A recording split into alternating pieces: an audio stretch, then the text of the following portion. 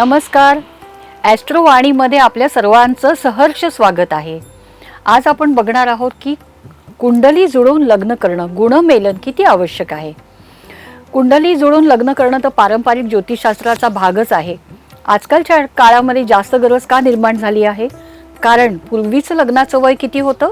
16 ते 22, 23, 25 मॅक्झिमम. आता काय झालंय? ग्रॅज्युएशन, त्याच्यानंतर पोस्ट ग्रॅज्युएशन ही एक गरज झालेली आहे. ग्रॅज्युएशन, पोस्ट ग्रॅज्युएशन, करिअरमध्ये सेटल होणं, मुलगा असो मुलगी असो, त्यानंतर लग्नाचा निर्णय घेतला जातो. आणि यामध्ये विवाहाचं वय नैसर्गिकरित्या 25च्या नंतर 25 ते 35, कधी कधी 40 पण होतं. मग इथे संतती होणं, दोघांचेही स्वभाव, कमी वयात झालेलं लग्न याच्यामध्ये जुळवून घेणं सोपं असतं.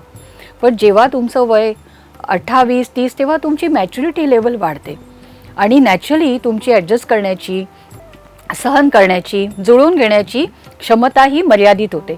इथे जर का आपण कुंडली जुळवून विवाहाचा निर्णय घेतला तर तो संयुक्तिक ठरतो. कारण कुंडलीमध्ये पंचतत्वांचा योग असतो. आपल्या शरीरातली पंचतत्व कुंडलीमध्ये रिफ्लेक्ट होतात. मग कुठल्याही व्यक्तीचा स्वभाव कसा आहे, सवयी कशा आहेत, त्यांचं अपब्रिंगिंग कुठल्या वातावरणात झालेलं आहे, त्यांचे आयुष्यातले पुढचे प्लॅन्स काय आहेत, हे सगळं आपण कुंडलीच्या माध्यमातून समजू शकतो. जर का नवरा बायकोंचे दोघांचेही एकवाक्यता असेल, एक प्रकारचे सगळे आयुष्य जगण्याचे विचार असतील, विशेषतः फायनान्स आहे, संतती आहे, एकत्र कुटुंबात राहायचं किंवा नाही राहायचं, या सगळ्या गोष्टी आपल्याला कुंडलीच्या माध्यमातून समजू शकतात. अजून एक सगळ्यात महत्त्वाचा मुद्दा आहे तो म्हणजे संतती. पूर्वीच्या काळी विवाह लवकर आणि योग्य वयात व्हायचे. आताच्या काळामध्ये विवाह उशिरा होत आहेत, विलंबाने होत आहेत. पण संतती निर्मिती ही नैसर्गिक प्रक्रिया आहे. त्यामध्ये ह्या उशिरा लग्न होण्याने अडथळा निर्माण होतो. मग कधी कधी ट्रीटमेंट घ्यावी लागते, कधी कधी संतती योगच नसतो, कधी कधी खूप उशिरा असतो.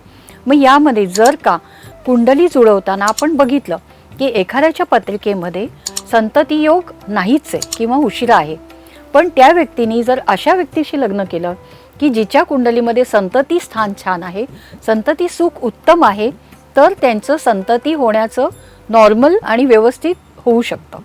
अशा पद्धतीने मॅनेजेबल आहे. कुंडल्या जुळवून लग्न केलेली असतात तिथे म्हणतो ना आपण, डॅमेजिंग कमी आहे आणि मॅनेजिंग जास्त आहे. सो मी असं सुचवीन की कायमच तुम्ही कधीही लग्न करताना कुंडलीचा विचार करून त्याप्रमाणे लग्न करावं.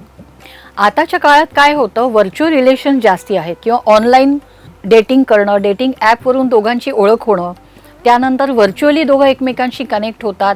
तिथे कुंडलीचा कुठलाही विचार नसतो. पण जेव्हा लग्नाचा विचार येतो त्यावेळेला मात्र हे जी बाह्य व्यक्तिमत्व, व्हर्च्युअल पर्सनॅलिटीची प्रेझेंट केली जाते ही आणि रिअल पर्सनॅलिटी याच्यामध्ये खूप तफावत असते. आणि मग तिथंच आपल्याला आढळून येतं की पुढे घटस्फोटापर्यंत त्या गोष्टी जातात आणि याच्यामध्ये आपल्या पूर्ण घरातल्यानाही त्रास होतो, स्वतःलाही त्रास होतो.